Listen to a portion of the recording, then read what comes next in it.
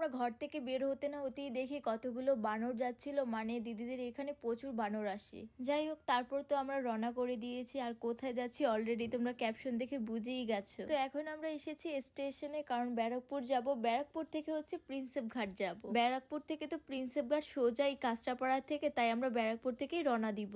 Already কিন্তু ট্রেনে উঠে পড়েছি, উঠেই তো আমরা সিট পেয়ে গেছি, যার কারণে আমাদের কষ্টটা খুবই কম হচ্ছে। তো আমরা কিন্তু ব্যারাকপুরে পৌঁছে গেলাম। এখন হচ্ছে বৌদিদের জন্য ওয়েট করছি, কারণ তারা আসবে, তারপর আমরা যাব। তো বৌদিরা তো কিছুক্ষণ বাদই চলে এসেছে, আর আমরা অলরেডি কিন্তু রওনাও করে দিয়েছি প্রিন্সেপ ঘাটের উদ্দেশ্যে। দুঃখের ব্যাপার হচ্ছে আমরা তো প্রিন্সেপ ঘাট দুপুর বা বিকেল টাইমে যেতে যাচ্ছি, কিন্তু দেখো আমাদের যেতে যেতে বিকেল হয়ে যাচ্ছে।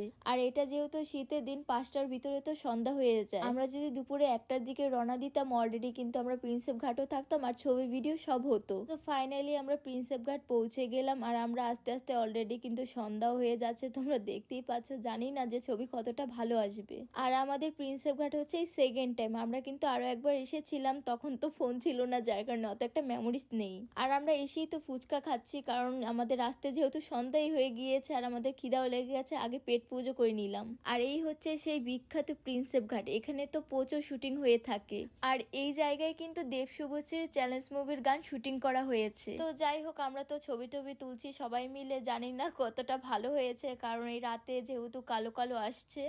যদি আমরা তাড়াতাড়ি আসতাম তাহলে কতটাই না ভালো হতো। যাই হোক, আমরা তো প্রিন্সেপ ঘাটটা ঘুরে এখন অন্য সাইডে এসেছি। এখান থেকে হাওড়া ব্রিজ দেখা যাচ্ছে, তোমরা দেখতেই পাচ্ছ।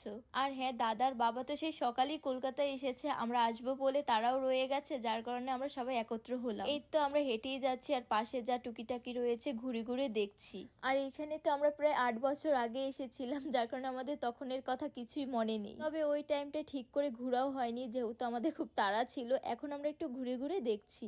আর এখানে খাবারের মধ্যে হচ্ছে পাওভাজিটাই ফেমাস, তো এখন আমরা পাওভাজি খাচ্ছি। আমরা যখন প্রথম এসেছিলাম তখন তো পাওভাজি খেয়েছিলাম, আমাদের কাছে মোটামুটি লেগেছিল, তো এবার তো খেয়ে বেশ ভালোই লেগেছে। আর দেখো কাণ্ড, এই শীতের মধ্যে হচ্ছে আমরা সবাই আইসক্রিম খাচ্ছি। তো খেয়ে দিয়ে যাওয়ার সময় দেখি এখানে একটা সামনে মন্দির পড়েছে, কতটা সুন্দর তোমরা দেখতেই পাচ্ছ। তো আমাদের যেতে যেতে হচ্ছে সামনেই সেই আরতি বন্দনা পড়েছে, কিন্তু আমরা আস্তে আস্তে অলরেডি কিন্তু আরতি শেষ। এখানে তো সেই বেনারসের মতো সন্ধ্যা আরতি হয়ে থাকে, আমরা তো দেখতে পেলাম না। যাই হোক, আমরা তো বেনারসে দেখেছি। আর এখানে তো আমরা বেশি সময় থাকতে পারিনি, কারণ আমাদের ট্রেনের সময় হয়ে গেছে। তো অলরেডি কিন্তু ট্রেন চলেও এসেছে, আমরা উঠেও পড়েছি। আর আমরা তো শীতে জমে যাচ্ছি। সো আমরা বাড়ি যাই। আজকের মিনি ব্লগটা এই পর্যন্ত রইলো। যদি ভালো লেগে থাকে অবশ্যই চ্যানেলটিকে সাবস্ক্রাইব করে দিও। বাই।